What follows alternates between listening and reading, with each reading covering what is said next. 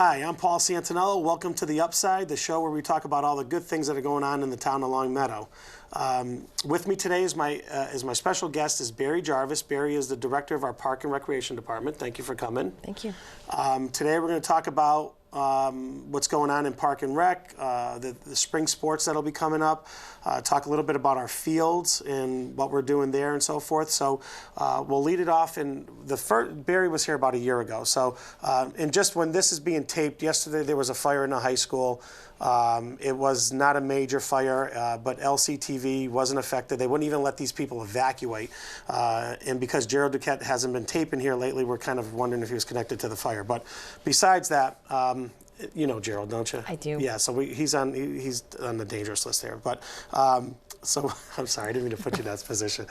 What we're going to talk about today is a little bit, so with Barry, about what's going on, like I said, but what's new in Park and Rec that has maybe changed in the last year from the last time we spoke? Oh, I think lots of things. You know, one of the things that I think is evident is that we do more than what people think we do. I know people expect us to run the youth sport programs and the arts and the dance and things like that.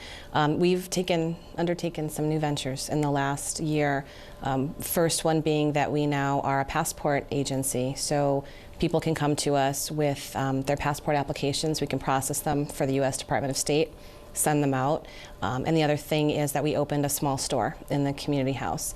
And we do both of those things and everything else we do over at the community house.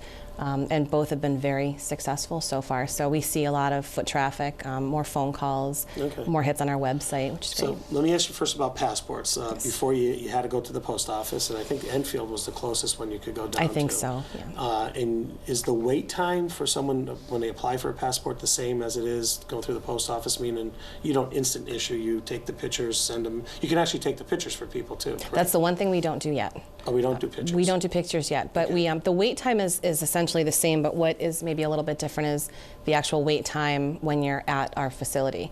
Usually people are in and out. We've had a lot of compliments that people come in within 5 minutes. If they have all their paperwork, they're out.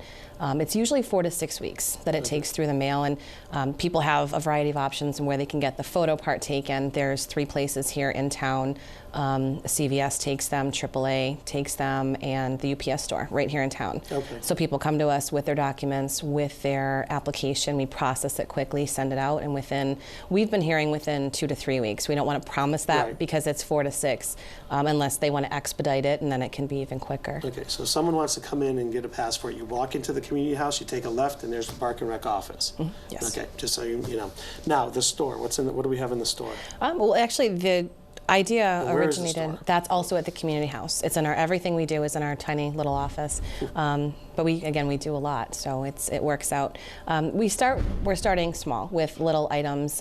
We, along with the library and the Council on Aging and DPW, we all have kind of similar ventures in creating different things for residents. The DPW we work with, they have, as you know, the street signs because they had their replacement plan, so they have those.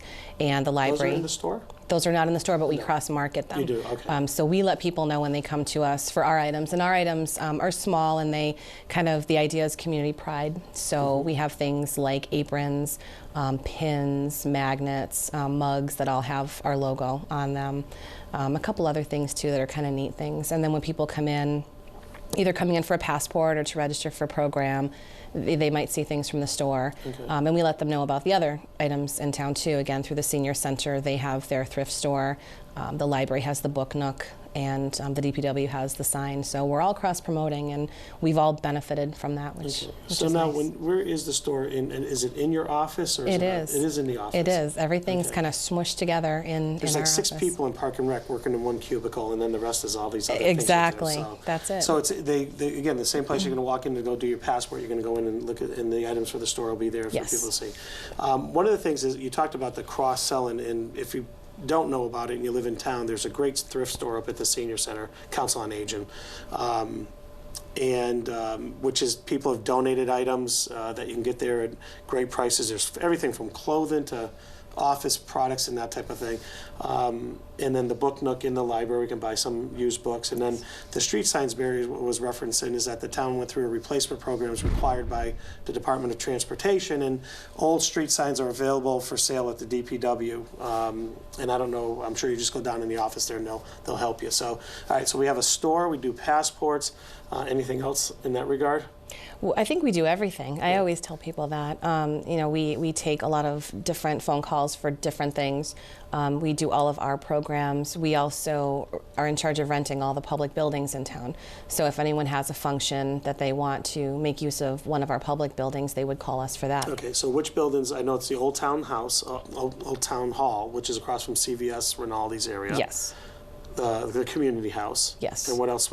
Greenwood Center, which Center. has a gymnasium, has meeting space, not only in the senior center wing, but also in our wing. So anybody wants to rent in those 4 buildings, they've come to you. They could, and then also if they want to have a pool party, for example, we have those, that as well. And that's at the high school, but through our office. Yep. Yes. Okay, so anything that you're looking for in town, the first stop should be probably Park and Rec, and then Barry's office is more of a traffic cop if it's not something that you offer. And we enjoy that. Yeah. We definitely do. I mean, we still, as most residents know, we used to handle the parks division of the grounds division now, but the park side of the recreation side, Parks and Rec, excuse me. And we still take tree calls. We still field calls like that. We field a lot of calls from people that are new in town and just have general questions.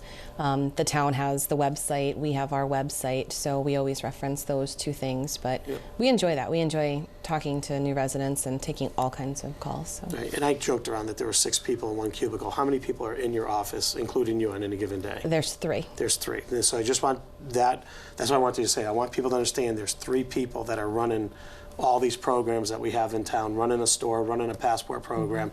And the store and the passport program were never meant to bring in super huge amounts of money to the town, but they do bring in some money to the town. And especially the passports, it's a major convenience to be able to stop at town hall and our community house and do that. So I want to switch gears. So I just wanted to say 3 people that are running and basically overseeing all the sports programs, the summer camps and all that stuff, and it's all in this one little part of the community house, and that's a great thing. So I just want to thank you for that. What I want to talk about a little bit are our fields. There's been, because of the storm damage that we had in October, the main concern of fields in town is Wolf Swamp. That was our staging area. We brought all the debris up there. It was mulched. It was actually dumped on the field. And if you ever went up there, which many people did, and started eating lunch and having it as a gathering place, you saw the mounds and mounds of debris up there, and it damaged the fields. And we knew that was going to happen. I don't know if I guess we were lucky we've had more of a mild winter since that storm. But why don't you talk to us about a little bit about what the damage to those fields are and what we're looking to do with them? Sure. Well, I will say prior to this storm, and part of our emergency action plan was recognized that Wolf Swamp would have been a staging area regardless. So that was known. And obviously the extent of the damage wasn't known until after. So I think everything kicked in immediately, and Wolf Swamp was starting to be used at that point, and we did still have activities there. We had a soccer tournament that we had to cancel because it was scheduled for the beginning of November, and obviously at that point it was damaged. And the operation was incredible, as you said. I mean, so many people drove by and just watched the process. It was pretty amazing. But after it's gone and said and done, we all went and looked at the damage and said, wow. We have a few issues. We have some fencing damage to the area. We have parking lot damage and obviously athletic field damage. So the park board, as well as the DPW and myself, are all working together to try to assess the damage and find the best possible scenario to get those fields playable again.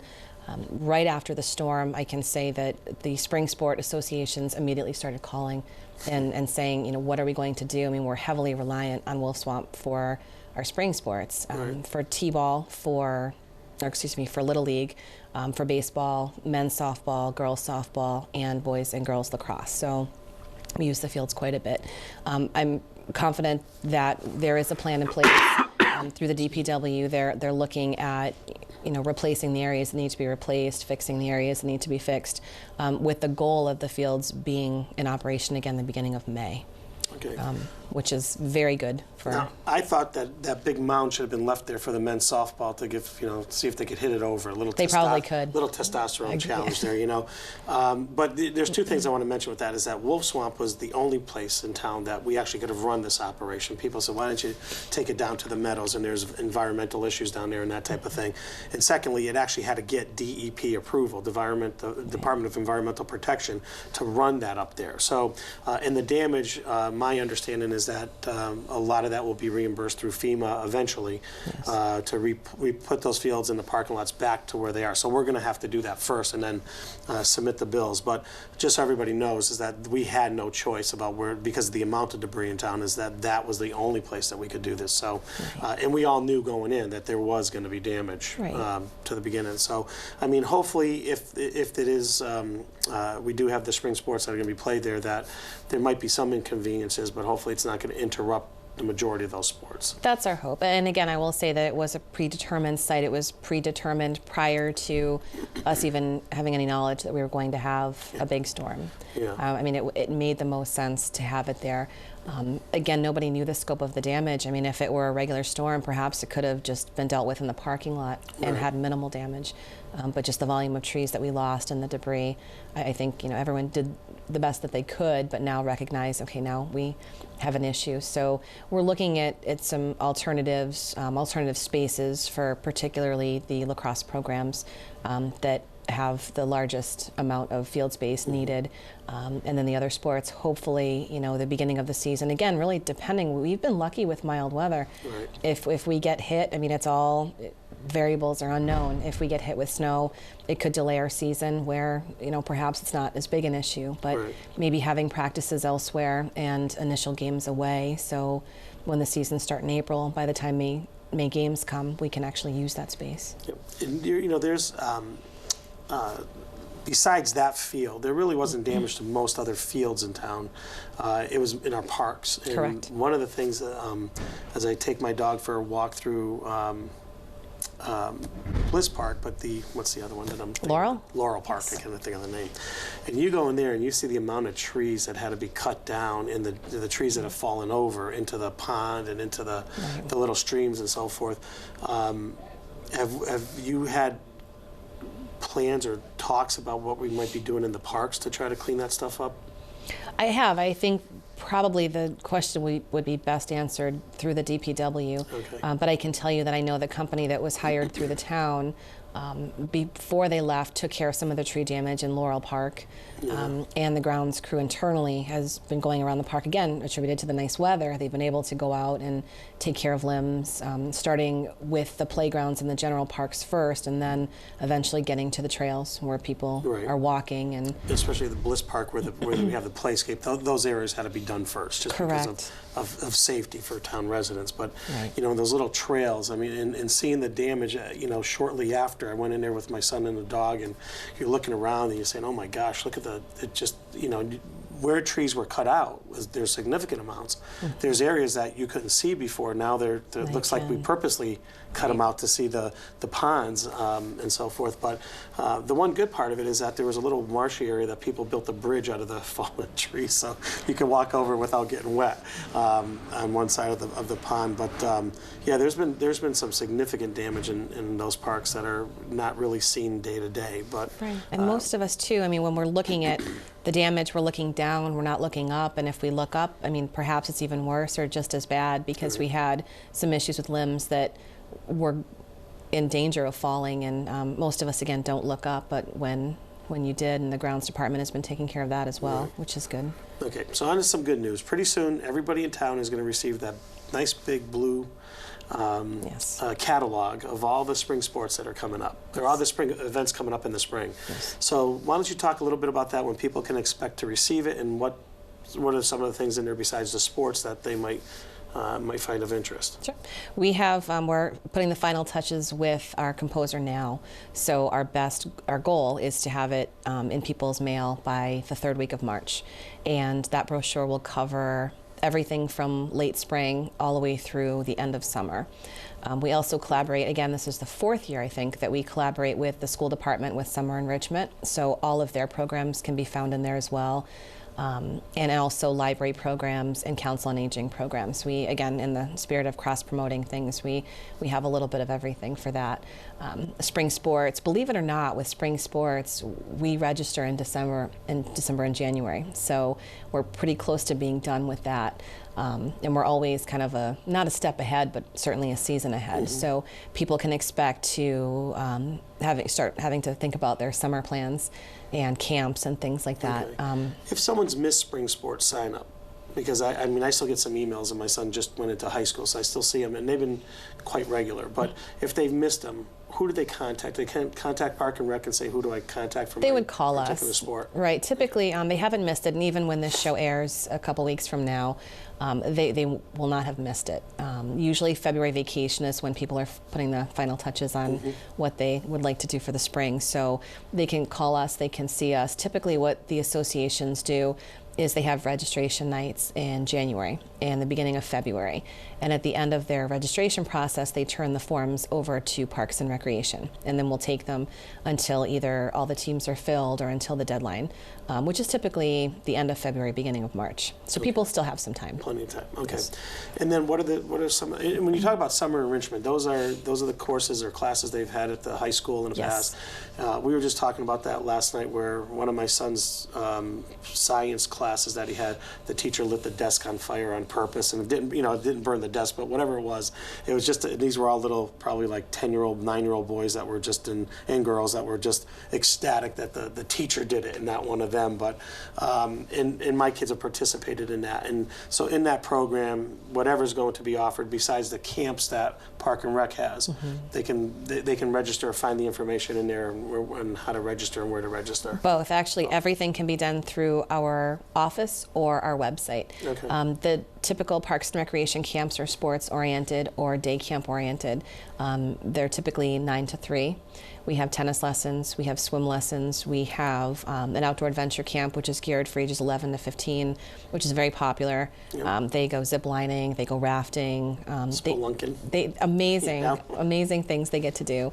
But if people are more interested in perhaps an academic component or a shorter, 1 hour, 2-hour duration, they can check that section of our brochure as well. And they have some pretty amazing programs, from their theater programs to science, cooking, some academic, but some are fun. And there's one camp in particular. It was one of the adventure camps. You have some outside personnel that come in. We do. We actually don't stay in Long Meadow very long. We get on the bus and we're gone for the whole day. But some of these people are survivalists, or they might have a military background, and educate my son was in one of them, so they educate him about a particular spider and the bite that it makes and what it does to your skin. And we have fun. And they just absolutely love it, because it's one of the most fun camps that my son ever been to. And that was the day thing. You get on the bus and they went somewhere, and they had a survival expert that came in and talked to them and showed them what to look for and how to look for things, and they went hiking and stuff. So there's some really great programs, and my kids went to the camps from very early ages too, and my son, I think, was in 7th or 8th grade when he went to the last one that he was in. So and you said they're up to 15 years of age. 11 to 15. So it's a really great program that, read about it in the program guide, and then call Park and Rec with any questions, because if you have a child that really likes to go into some of those things, it's a great experience for them. And my son thoroughly enjoyed it. They come home with a story every day, and he had a bunch of buddies that were in it, so it made it even more enjoyable. It is, and that camp fills up quickly. There's only 20 spots for each week, so definitely encourage people to sign up. Okay. Anything that's happened recently in the past that you want to talk about that was like a big bonus or a great thing for Park and Rec? I think one of the things that when we were talking about Community House and you were complimenting us, one thing I'd like to point out is all of the programs that we do at Greenwood Center. We, unique to a Parks and Recreation department and very special to us is Greenwood Center, we run a full-time daycare for children that are infant age all the way up through preschool, getting them ready for the school system. And then we run after school at Greenwood as well. So on any given day, we have over 100 children at Greenwood between the ages of infant through 6th grade. We run before school programs at the schools. So we're very accommodating to working parents as well. And also at Greenwood, we have, as I mentioned, we have our gymnasium. So we do Sunday soccer programs. We operate programs. I wouldn't say 24/7, but definitely seven days a week. So indoor soccer at the Indoor soccer during the winter for preschool age, and we also have a large dance program, probably rivals any dance studio in the area. We have over 200 dancers. We have 3 studios. One of them is at Greenwood, and 2 are at Community House. And we run 2 recitals because we have so many children. And it's a very successful program, great program. We have 4 instructors. And those are all after school, Monday through Friday dance classes. Yep. So. And if you ever go in there while the dance class is going on, you hear it. And they don't sound like they're little 3-year-olds. No, they don't. No. They sound like there's a galloping herd of horses They going do. along. And I can tell you, when you talk about the preschool and the after school, the security is tight there.